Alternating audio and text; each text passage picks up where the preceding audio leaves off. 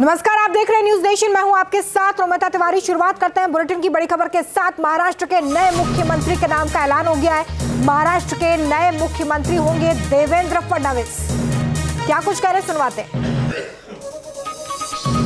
अतिशय मनापासून मी आभार मानतो आणि विशेषतः वेगवेगळे राज्यातल्या ज्या कार्यकर्त्यांनी नेत्यांनी आपल्याला मदत केली त्यांचे देखील मी अतिशय मनापासून आभार मानतो। महाराष्ट्रातली सगळी टीम तर आपले प्रदेशाध्यक्ष बावनकुळेजी यांच्या नेतृत्वात महाराष्ट्र भाजप हा पूर्ण ताकदीने या ठिकाणी मैदानामध्ये होता आणि त्यामुळेच हा विजय आपल्याला या ठिकाणी मिळालेला आहे। त्याबद्दल भारतीय जनता पक्ष महाराष्ट्राच्या संपूर्ण टीमचं मी मनापासून अभिनंदन करतो, आभार मानतो आणि अर्थातच तुम्ही सगळे लोक आहात म्हणून मी इथे आहे।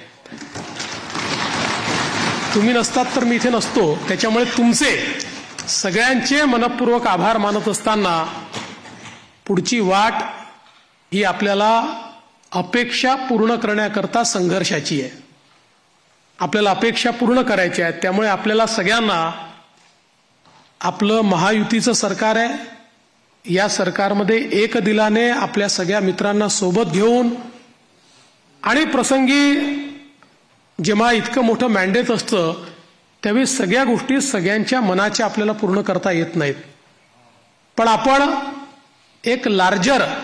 एक मोठा अशा प्रकारचा विचार घेऊन एक लार्जर गोल घेऊन आपण राजकारणामध्ये आलेलो आहोत।